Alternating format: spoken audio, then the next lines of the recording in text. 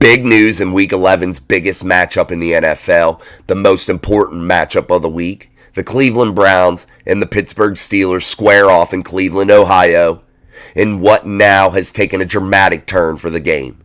The Cleveland Browns have lost their quarterback to a shoulder injury, not for just Sunday, for the rest of the season.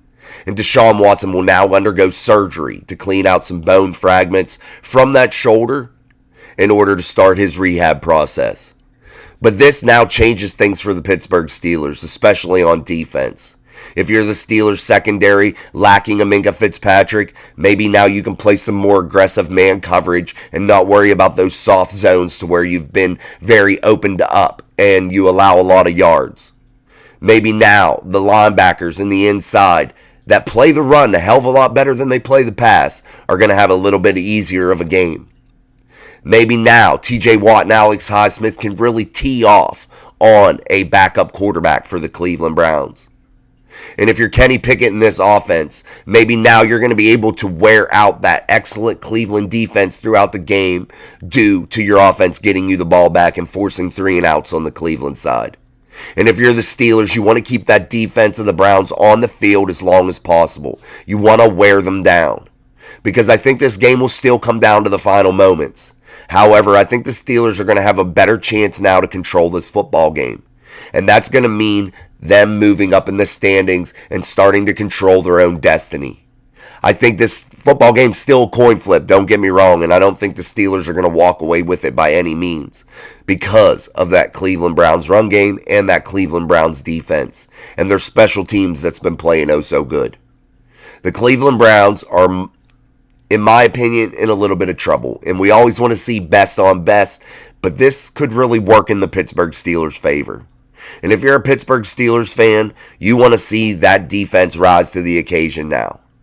And when they face an inferior quarterback, a quarterback that isn't an NFL franchise guy, you want to see them stand up and really cause some disruption and present some exotic looks and bring pressure from areas that would really catch that quarterback off guard. That's what you need to do. That's the name of the game for the Pittsburgh Steelers. Aggressive man coverage, exotic blitzes, bringing pressure from areas that you normally don't see it. Normally wouldn't expect. And if you're TJ Watt and Alex Highsmith and that defensive front, Cam Hayward, Larry Ogunjobi, Keanu Benton, you're going to need to really put some pressure on. And you're going to need to cause a lot of disruption on non-blitzing downs. You really have to be aggressive and really make your presence known throughout this football game. And I think if you do that, you might be able to cause some of those timely turnovers that the Pittsburgh Steelers defense has become known for throughout this season.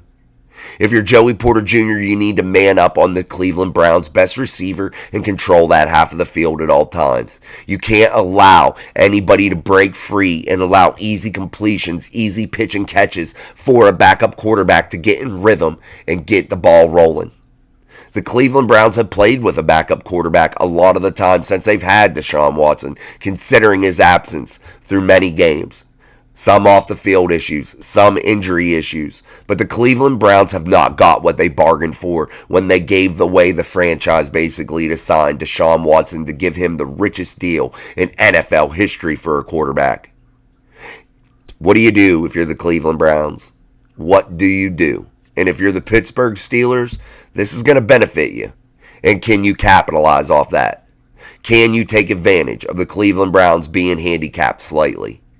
Or will the Cleveland Browns backup quarterback rise to the occasion and make some big time throws and allow and lean on that run game to help him out? We'll see how this unfolds Sunday. But again, this has taken a dramatic turn, and I wanted to get an update out there since we didn't have this news at the filming of our last video, and I wanted to make sure that I update the channel and our subscribers, who I appreciate so much, to keep you all in the loop and to keep you all updated as this week unfolds, how Browns week unfolds. And hopefully we can take the poop stain Browns and you do what we do like with toilet paper.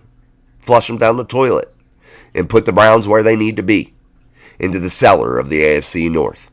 Until next time, keep on watching Mic Drop Sports. I'm your host, Jason. Until next time, peace.